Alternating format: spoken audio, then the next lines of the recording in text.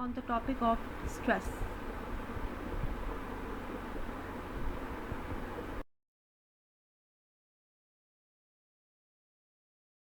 So basically, what is stress?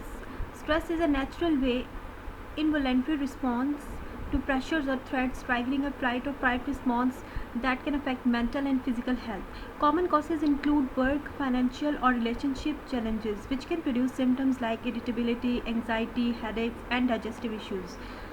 While short-term stress can be a motivator, chronic stress can have severe long-term effects on the body, including increased blood pressure, fatigue, and a weakened immune system. यानी stress जो है एक natural इन्वॉलंटरी response होता है to the pressure और changes ट्राइगरिंग a fight और flight response that can affect the mental and the physical health. Basically इसके जो कॉजेज़ होते हैं वो वर्क होता है, फाइनेंशियल होता है, रिलेशनशिप चैलेंजेस होते हैं जो irritability, anxiety, headaches, digestive issues और इवन के हमारे ब्लड प्रेशर के इश्यूज़ भी क्रिएट होते हैं. शॉर्ट टर्म स्ट्रेस जो होता है वो अच्छा होता है, मोटिवेटर होता है, वो जिसको हम यूस्ट्रेस भी कहते हैं. लेकिन जो क्रोनिक स्ट्रेस होता है वो स्वेयर होता है, लॉन्ग टर्म इफेक्ट हमारी बॉडी पे डालता है, जो ब्लड प्रेशर पे और हमारी थकावट करता है और वीकेड इम्यून सिस्टम करता है. The hormones cortisol, adrenaline, and norepinephrine are produced in greater amounts by the body during the fight or flight response. These cause the following bodily responses: elevated blood pressure, increased readiness of the muscles, sweating, alertness, dilated pupils. A higher heart rate is also brought on by the norepinephrine and adrenaline. All of these elements enhance a person's capacity to react to a potentially dangerous and difficult circumstances. यानी जो हमारे basically जब भी हमें stress होता है तो हमारे 3 हार्मोन्स हमारी बॉडी जो है ना वो प्रोड्यूस करती है, जिसमें कॉर्टिसोल है, एड्रेनालाइन है और नॉरएपिनेफ्राइन है. और ग्रेटर अमाउंट में तब प्रोड्यूस होते हैं, ग्रेटर अमाउंट में ही नॉर्मल अमाउंट में भी प्रोड्यूस होते हैं और ग्रेटर अमाउंट में तब प्रोड्यूस होते हैं जब हमारी बॉडी में स्ट्रेस की अमाउंट ज़्यादा हो. लेकिन बेसिकली हम इस सारे प्रोसेस को क्या कहते हैं, फाइट और फ्लाइट रिस्पॉन्स. फाइट और फ्लाइट रिस्पॉन्स हमारा जो है ना वो बन जाता है. So this cause the following body responses, जैसे ब्लड प्रेशर का बढ़ना, जैसे हमारे मसल्स टेंस हो जाना, पसीना आना और हमारी अवेयरनेस का बढ़ जाना और हमारी आंखों के पिपल्स का डायलेट हो जाना. हमारा हार्ट रेट बढ़ जाता है जब नॉरएपिनेफ्राइन और एड्रेनालाइन जब बढ़ते हैं. सो ये जो सारे एलिमेंट्स होते हैं ये एक इंसान की कैपेसिटी को या पोटेंशियल को बढ़ाते हैं ताकि हम किसी भी ऐसी सिचुएशन का मुकाबला कर सकें जिसमें चेंज हो या जिसमें डिफ़िकल्ट सर्कमस्टांस हो या डेंजरस सर्कमस्टांस हो. सो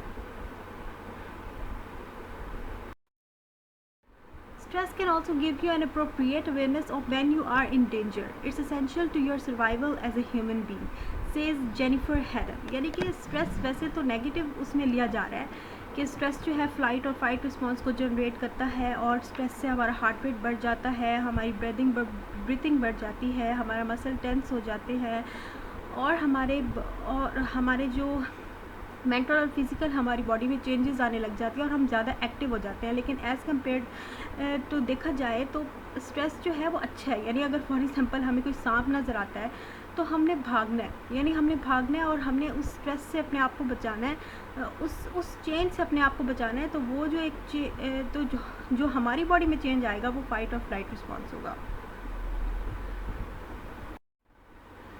अगर हम इस पिक्चर की तरफ देखें तो ये पिक्चर हमें बताती है कि जो कॉर्टिसोल है, कॉर्टिसोल ये हमारे पास कुछ चीज़ों को जो है वो हमारी बॉडी में जो है वो चेंज करता है. जैसे हाइटेंड द मेमोरी या रिटेंशन, हमारी ब्लड प्रेशर हमारा इंक्रीज़ करता है, हमारी पेन की सेंसिटिविटी को डिक्रीज़ करता है कॉर्टिसोल. और ये सीरोटोनिन को डिक्रीज़ करता है. सीरोटोनिन बेसिकली एक केमिकल है, न्यूरोट्रांसमीटर है जो हमारी बॉडी में जनरेट होता है और ये गट में 90% इसकी जो है फॉर्मेशन होती है. और ये जो है हमारी भूख को, हमारे स्लीप साइकिल को और हमारे मूड को जो है वो अच्छा करता है. और अगर इसकी अमाउंट ज़्यादा है और ये हमारे ज़ख़म को जो है मुंतमिल करता है, यानी वाउंड हीलिंग में है. और इसके अलावा हमारी बोन के मेटाबॉलिज्म में ये शामिल है. यानी अगर इसकी अमाउंट डिक्रीज़ हो जाए तो हमें भूख लगने लग जाएगी, हमारा डाइजेस्टिव सिस्टम मुतासर होगा, हमारी नींद ख़राब हो जाएगी और हमारा मूड चेंजिंग्स होने लग जाएंगे. इसके अलावा ये सप्रेस करता है इम्यून सिस्टम को, यानी इम्यून सिस्टम हमारा उस तरह से अच्छे से वर्क नहीं करता, नहीं करेगा अगर इसकी अमाउंट जो है वो कम हो जाएगी।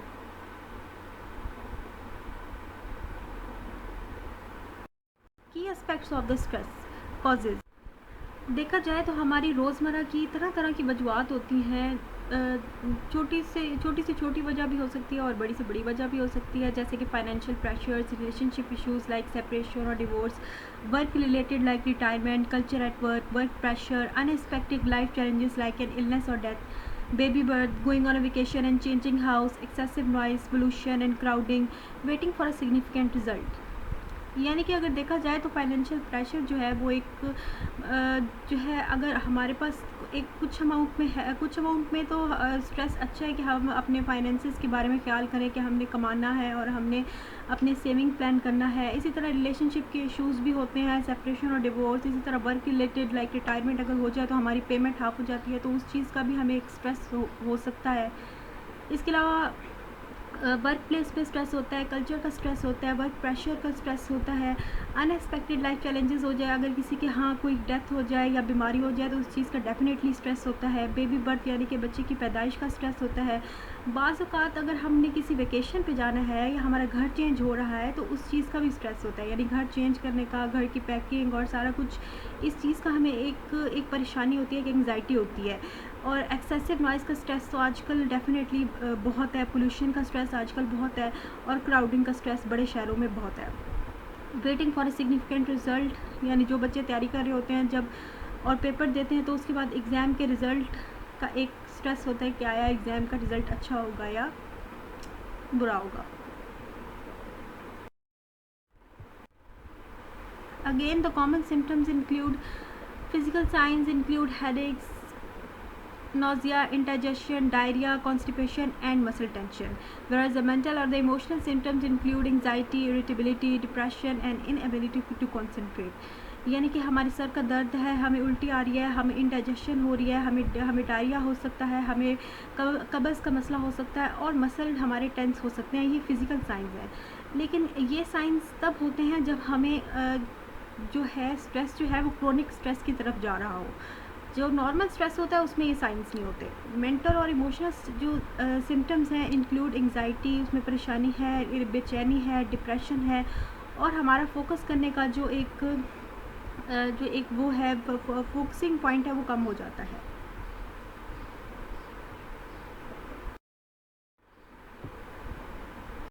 Stress may be the cause of number 1 hair loss, यानी कि stress disturb the hormones and can cause your hair to fall out, यानी हमारे बाल गिरने लग जाते हैं। Headaches, increase emotion and muscle tension can cause tension headaches, यानी जब हमारे इमोशन और हमारे मसल टेंस होते हैं तो हमारे सर का दर्द होने लग जाता है। Asthma, rapid breathing results from other physical symptoms of stress and can lead to an asthma attack, यानी कि अगर हमारा सांस बहुत ऊपर नीचे होने लग जाए तो हमें एस्थमा का अटैक भी हो सकता है। Heart disease, two side effects of the stress, high blood pressure and high cholesterol are the main factors for the heart disease, यानी कि हार्ट डिजीज़ में दो हमारे पास स्ट्रेस के साइड इफ़ेक्ट्स होते हैं, एक हाई ब्लड प्रेशर और एक high cholesterol.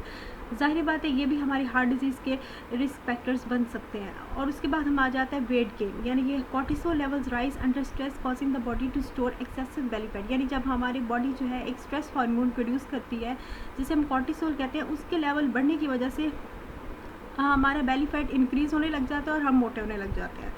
Poor gut health and upset stomach, heartburn और irritable bowel syndrome can result from chronic stress, यानी कि अगर हमारा स्टमक अपसेट है, अगर हमारा हार्टबर्न है और अगर हमें हमारा bowel syndrome irritable bowel syndrome हो गया है तो इससे हमें ये सारी चीज़ें निशानदेही है कि हमें क्रोनिक स्ट्रेस है। और diabetes, stress can raise your blood glucose level increasing the risk of type 2 diabetes, यानी कि अगर फॉर एग्जांपल स्ट्रेस की वजह से हमारा ग्लूकोज लेवल इंक्रीज़ हो गया है तो इसका मतलब है कि हमें टाइप 2 डायबिटीज़ होने का ख़तरा है। और क्रोनिक स्ट्रेस में टाइप 2 डायबिटीज़ होना बहुत ईजीली हो जाता है बाज़ लोगों को।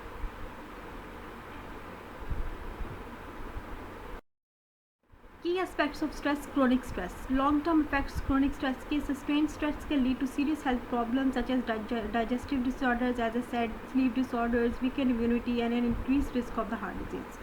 Impact on the mental health, chronic unmanaged stress is a major contributor contributor to anxiety and depression and can cause panic attacks. Doctors commonly call it PTSD, post traumatic stress disorder. अच्छा, तो पहली बात तो ये कि digestive disorders हो जाते हैं क्रोनिक स्ट्रेस की वजह से, sleep disorder, sleep cycle disturb हो जाता है, नींद नहीं आती, हमारी इम्यूनिटी वीक हो जाती है, डिजीज़ से बचना मुश्किल होता है, और हमारा हार्ट डिजीज़ यानी कि हमें डायबिटीज़ या इन चीज़ों का कोलेस्ट्रॉल हाई होने का ख़तरा होने लग जाता है.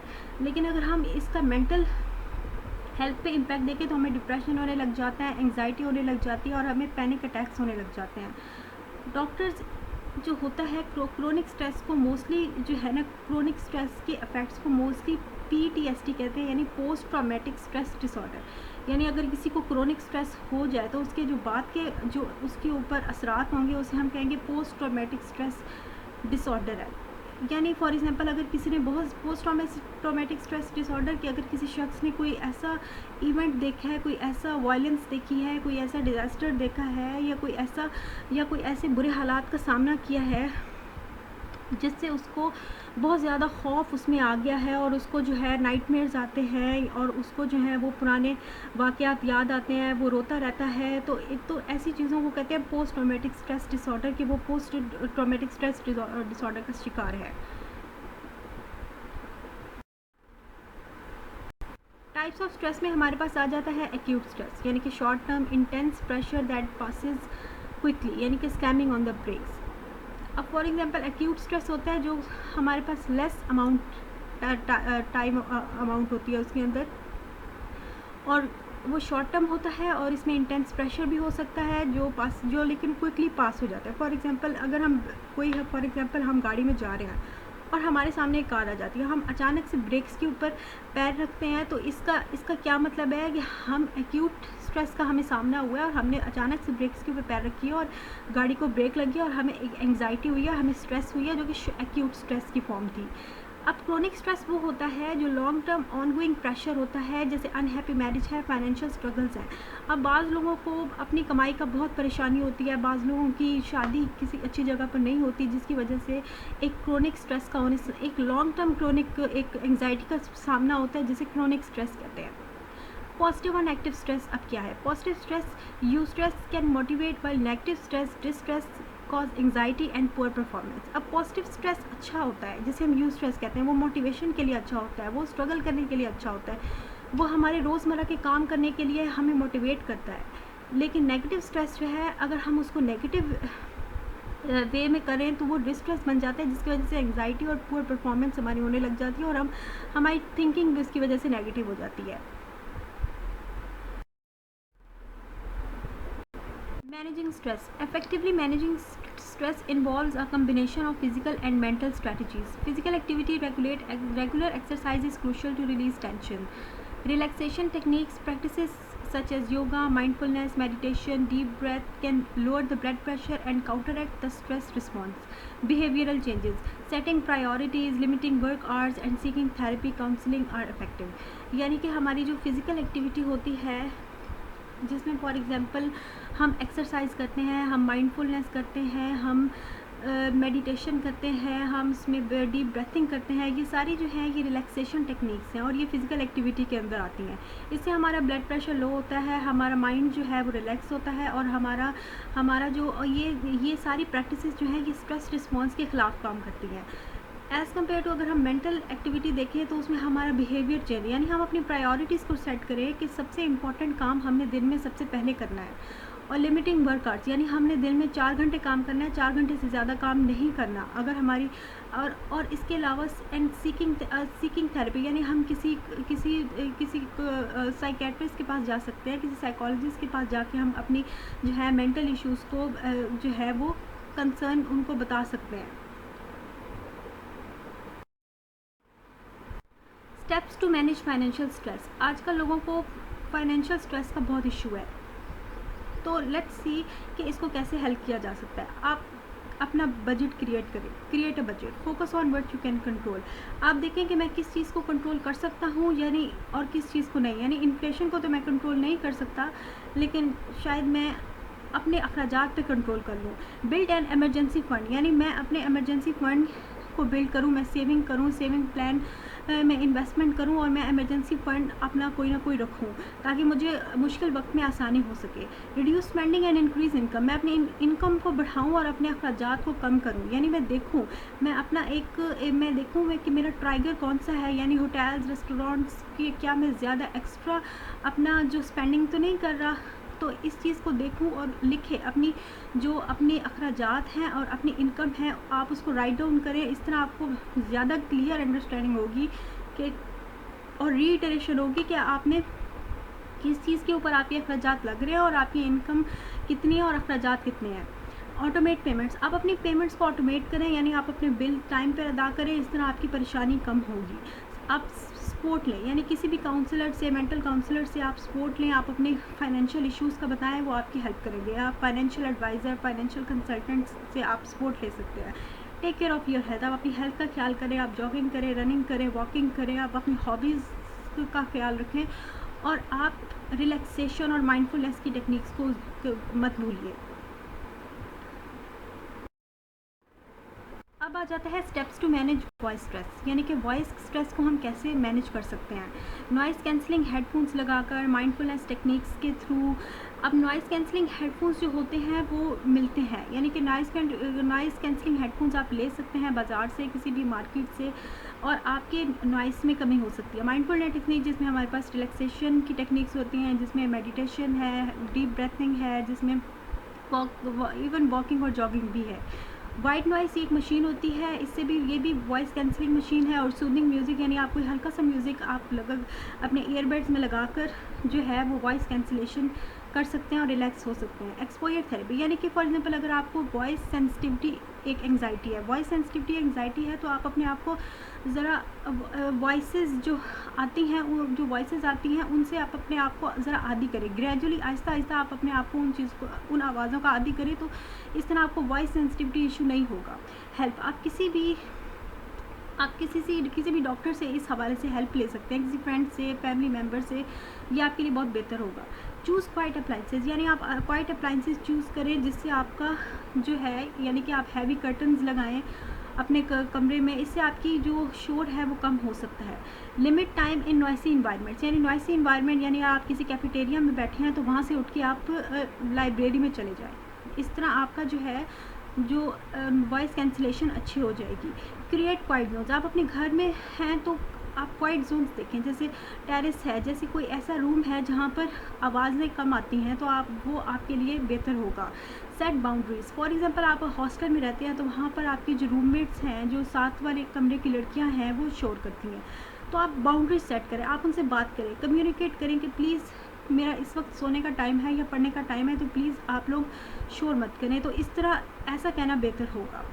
सीक प्रोफेशनल हेल्प, आप प्रोफेशनल हेल्प लें, किसी डॉक्टर से, किसी ऑडियोलॉजिस्ट से आप हेल्प लें कि मुझे वॉइस कैंसलेशन टेक्निक्स में कौन सी टेक्निक्स अप्लाई करनी चाहिए।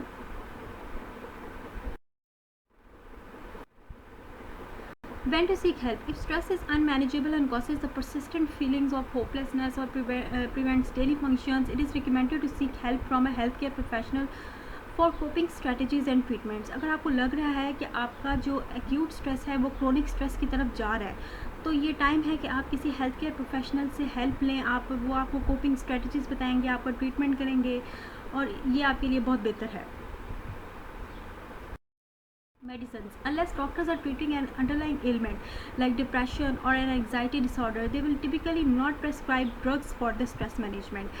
They might recommend an antidepressant in such circumstances, but there is a chance that the drug won't actually help the person manage their stress. Rather, it would only hide it. Additionally, antidepressants can have negative side effects and exacerbate certain stress-related issues, including reduced libido.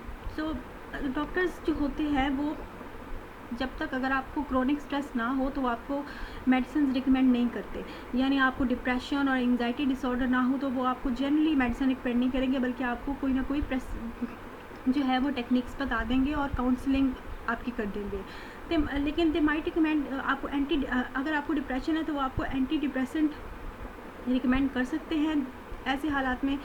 और anti depressant जो होता है वो drug से आपकी जो परेशानी होती है उसको फिल वक्त कम कर देती है, लेकिन एक्चुअली आपको खुद अपनी परेशानी को अभी आपको खुद भी अपने ऊपर मेहनत करनी होती है, यानी आपको खुद भी अपने स्ट्रेस को मैनेज करना होता है। ड्रग्स भी अच्छी होती हैं, एंटी डिप्रेसेंट्स वगैरह अच्छी होती हैं, लेकिन हमें फुली इनके ऊपर रिलाई नहीं करना चाहिए।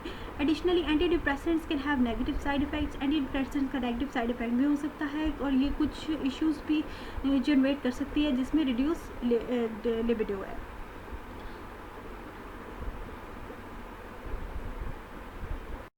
Thank you very much for watching my video. Please, I hope you like the video. So see you in the next video. So please subscribe my channel, like my channel, and comment down below. I'm waiting for your comments and reply them as soon as possible. So till then, take care. Allah Hafiz.